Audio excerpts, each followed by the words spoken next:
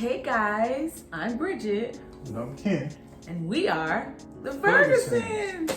Happy New Year. Happy New You. Happy New Life. We are excited about what God is going to do in 2022. And we wanted to say we miss you so much. It has been a lot. It's been a journey.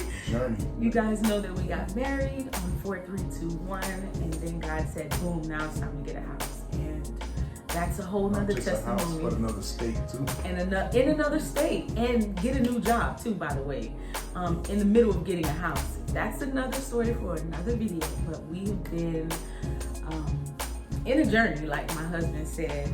So we have decided, since we are settled enough in a new state, that we are going to be consistent on this page. And for our new subscribers, welcome. We wanted to let you know that this page is a page where we're transparent. We aren't experts, but we have been through some things in life, and we just want to help you. We want to give you our mistakes so you don't have to make them, and give you our wins so you can win with us, and have a conversation in the note section down below in the comment section so we can just hang out. Big brother, big sis type of vibe. So, would you like to say anything, honey, before we start? I just want to say, just as my wife said, this has been a journey. It's been like a whirlwind. We got married on 4-3-2-1, and just stick around. We want to tell you the story. We want to give you the raw and the real, because it's so much stuff circulating out there. There's so many people, claiming to be relationship experts, how to talk to this woman, how to do this, how to do that. It's nothing like the real genuine thing. So, we really just want to really get the ear and the hearts of people who are just genuinely, trying to find their mate, trying to find their divine match. So, we want to help somebody on the journey with some do's and some don'ts and some, have and have nots on this journey. So this year we've decided to take some quotes that we've seen, add life lessons to it, and just have a conversation about it. And today's quote, since we're starting a brand new year, is, I am strong enough to move on so that I can receive what is meant for me in 2022. So, you want me to start it off, babe? Or would you like to start it off? You can take the honors. All right, so let's see. Imagine having or being allotted one parking spot wherever you live, and you have this car, and the car doesn't work. You can't drive it. The tires are raggedy. You can't even move it unless it's towed. And God says, I want to give you a brand new car. How is He going to give you a brand new car if you only have one parking spot, right? So in order to get what God has for you, you gotta be written. You have to be in a position to let go of the things that don't serve you. It doesn't serve you anymore. And that's harder than what it is. It's like really hard to do. You can say it easily, but it's hard to do, especially if you're tied to that thing, right? Mm-hmm. And so many times we hold on to relationships that are seasonal, trying to hold it for the lifetime, and then we end up in this whirlwind, in this cycle that never changes, and it doesn't grow. If you're not growing, you're pretty much there, right? So I think this declaration, because that's what it's going to be by the time we end this video, it just says you can't have fear of moving forward. You can't have fear if you want better, right? So there was a meme that I saw on Instagram, and I believe you've seen it because it's been around for a while, but it was a little girl. She's holding a teddy bear, and God is standing there, or an image of God is standing there with his hand out, and a big teddy bear behind him. But because you can't see what's behind God, you're afraid of letting go of that little teddy bear. And the Bible says that eyes haven't seen nor ears have heard those things that He has for you. He wants to give us a life of abundance, but if we're holding on to a thing too long, maybe it's not them, maybe it's you. Ouch. And I've learned in my journey that sometimes you need to look inside yourself. So why do I let them call me a B? Or why do I let him mistreat me? Why do I let him cheat on me? Why do I let them just give me a one-sided relationship and I'm okay with me just giving my all and me not getting anything else? Sometimes you have to do a self-check, and I know in the past for myself, it was a self-esteem thing. You know what I'm saying? I had to build myself. It's a self thing. Nobody can do it for you. It's a self thing. So I had to look inside me and say, man, why am I allowing this? I deserve this. I deserve that. God doesn't treat me as such. So why am I letting man who doesn't do anything, he's not a provider, he's not a way maker, he's not a miracle worker, treat me any kind of way? I'm a king's kid and I deserve so much more. So I'm gonna stop and I'm gonna let Babe jump in that point, and then I'll come back with some more of what I feel this quote means to me. Well, babe, you said something really powerful, you know, and if you think about it in theory, you know, it's really a powerful principle. Like, what's in your parking spot? What's there? You know, how can we expect something awesome to come when we're preoccupied with something that's mediocre? And just like you said, it's because we're afraid. We're afraid to let go. We're afraid to be alone. We're afraid what people are going to say. So we're sitting in a realm called compromise, because you want what's there, because and it's a old term that says a bird in the hand beats two in the bush. You know, sometimes you're willing to settle for what you have in front of you, when if you can grab the courage, if you can grab the insight and just get enough, you know, not even faith, just get enough belief in yourself and who you are, that you deserve better. You know, you can get that moved out of that parking spot. And I think that's something very powerful if you want to step into your divine match, if you want to meet and receive like what's predestined for you, or what's even better. You know, you have to muster up the courage and the might, the strength to say, you know what, you've been in this parking spot, I'm evicting you, I'm calling a tow truck, I'm getting you out of this place. I put you in a position that you're not functioning, you're not moving, you know, you're not driving me anywhere, you're not pushing me anywhere, you know, I'm not getting anything out of this. But it takes courage, because it's comfortable, it's easy, it's good, you know, especially in our flesh as humans. You know, it's good to have somebody just there, a warm body next to us. Yeah. You know, somebody we can call on, you know, somebody, come on, there's somebody for a booty call. True. You know, somebody to hang out with, somebody when you're alone, you could call or come over. But what price are you really paying allowing that person to occupy that space? Absolutely. Like you're closing the door to the possibilities of what can come in that can be greater, that may bless you, that may cause you to live a happy life, you know. So that's very powerful. Like, and I think, you know, men and women out there who are looking for their divine match need to understand that. Like, listen, stop giving your virtue and energy to something that ain't supposed to be there, or someone that's not supposed to be there. Ooh, so I'm gonna go where you were going right there. I remember being the girl that held on to relationships, right? I just wanted to do things to make them like me, or let me be the type of girl that they want me to be, because then they'll stay with me, or they'll want to, you know, love on me harder, make me their wife and things like that. But we know that doesn't work. And I remember just putting up with so much, and the compromise, and I had to get to a place where I wasn't afraid of being alone, and I had to get to a place where I love you, but I love me more. You know what I mean? And I just remember saying, you know what, I'm gonna have to be okay with being alone. And I was the last sibling out of 7 to get married. 40 years old before I got married, before I learned the lesson.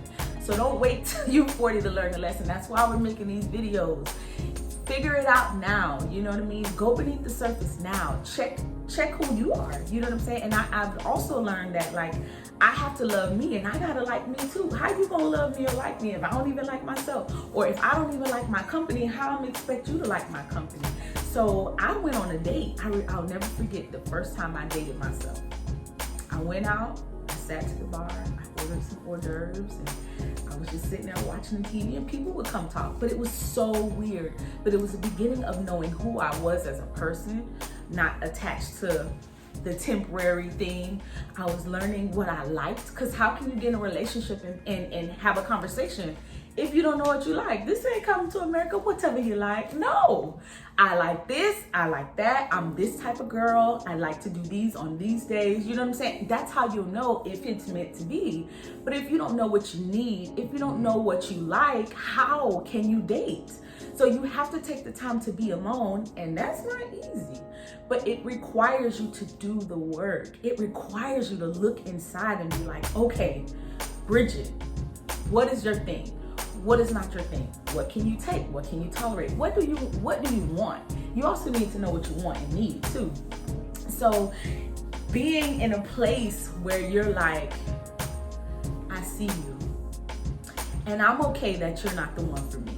I've literally said those words. I'm just not the girl for you, and I'm not mad, and you shouldn't be either. But it took a while to get there. It wasn't easy to be like, okay, I realize that I'm not her. That's strength. That's strength. It is strength. It takes And strength. they'll look at you like you're crazy, but it's the fact.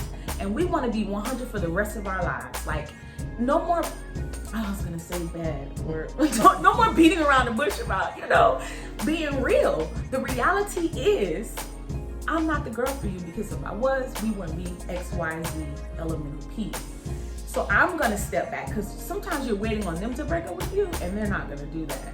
So you have to take the initiative, and you have to say, yeah, I'm gonna go ahead and bow out of this. I appreciate the experiences you had. Hold on to the good experiences, because I've learned every experience has a great experience that bundles up into one great experience. He's all the good things that I've had, plus more in relationships, and that helps you to be better instead of bitter, because a lot of y'all like to sit in bitter. That's another conversation. So, but you gotta get to that place where you're okay with walking away for what you know is not good for you, so that God can give you his best. I'm glad that everybody that I dated before my husband did not take me across the throne and say, will you marry me? I would have been divorced like 12 times.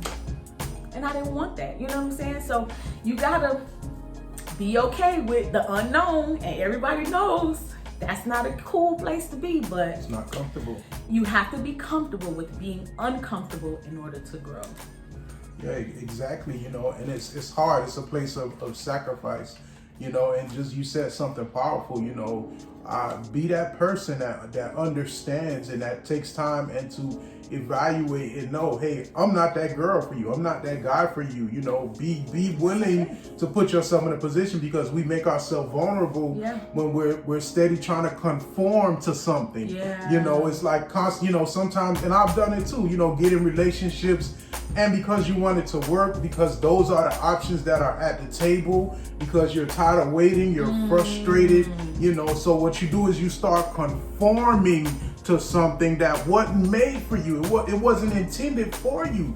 So, you've got to learn that, listen, I can't sit here and conform, because if this was meant to be, it would be a mutual fusion, a mutual merging that just becomes so fluid that, you'll say to yourself, and I believe that's what happened with us. We just merged so naturally. It's like we couldn't even understand it. Absolutely. Like the wavelength spiritually, mentally, emotionally, like all of the boxes were just checked. But I can tell you, before I came into it, like, I had to navigate some decoys. I had to realize that, hey, like, I want that woman. I want to find that woman, but you know what? It's not easy. But again, you just got to search inside and stop compromising and just know that, listen, that it's going to come, but you got to do the work. You got to be willing to make that declaration and say, like, hey, listen, I will not accept less than. I will not compromise. I will not play games. Whoever I'm with is going to value me. They're going to see my worth. They're going to see my potential. They're going to see the power in me. They're going to see the strength in me. And they're also going to respect and compliment the weaknesses in me. Woo. So, you got to understand, like, that person out there who's playing around with you, fiddling around with you, that's not the one. And you got to accept it. It hurts. You don't want to be alone. But listen, sometimes, and I had to realize, that's what it takes. I got tired of being disappointed. I got tired of trying to make things work out. And then at the end of the day, you get slapped in the face. So, you know, like at what point do you wake up? You've got to wake up. Absolutely. And so we're not going to be before you long. I will tell you this powerful nugget that I've used and it works every time. And so don't use it unless you're really serious about getting what God has for you, the best in 2022. Whenever somebody comes in your life, because he says in all your ways acknowledge him. So like we have to start using that. He said it for a reason. So whenever somebody comes in your life, the prayer should be, Lord, why are they here? What is the purpose? Show me. Lifetime, seasonal, what is it? Is this the next level relationship? What is it? Is it my husband? I need to know. And the quicker you make that prayer to God, the quicker you can release what's not for you. So here's for a real life example for me. For me, I started using it like if I'm talking to a person and now I'm starting to dig him and I'm feeling him, I pray that prayer. Now, disclaimer, God will answer that prayer quickly and then you might be a little sad. However, it's better to pray the prayer early than to get in your feelings and here you are 6 months down the line, you may have crossed the line and emotions are stirring up and now you pray the prayer and God is like, he's not the one, she's not the one. And now you like tussling with letting go. So the quicker you pray the prayer, listen and be obedient because it will save you so much heartache in the end. Oh, I'm gonna say one more thing because what I learned is when you date the wrong people, it messes with your self-esteem because then you start saying, well, am I not good enough? Why not me? Why didn't you pick me? Or why are you saying this about who I am? Like you said, babe, the person that you're supposed to be aligned with, they're gonna love your flaws. They're gonna love your weaknesses. They're gonna grab you and hold you and nurture you and care for you and be there for you. So when you're in the wrong relationship, those things don't happen. So then it messes with your, now you gotta build yourself all the way back up again and get back in the dating scene. So just be mindful in all relationships, but most importantly, when you're looking for your mate, pray that prayer. And I promise you God is gonna answer. Then be bold enough to walk away or close the door or block the number, erase the number and walk away and wait patiently. Keep working on yourself because you gotta do the work. And wait patiently for God's best because he definitely has the best thing for you. So for 2022, our declaration is going to be, I am strong enough, okay? Because even in our weakness, it's when God's strength kicks in. So I am strong enough to move on so that I can receive what is meant for me in 2022. That's jobs, that's all of that, but that's another video. I think that's it. And we just want to say share with somebody that might need to know. Yeah, subscribe. Tell us what your mantra may be for 2022 or how you feel, or maybe an example of you moving on and what that did for you, the blessing that was on the other side of your fear. Tell us, let's talk about it. We love you. We are excited about 2022. We pray that this video has blessed you from the bottom of our hearts. We just want to reach, even if it's just one person, we've done our job. You guys have an amazing day. Bye.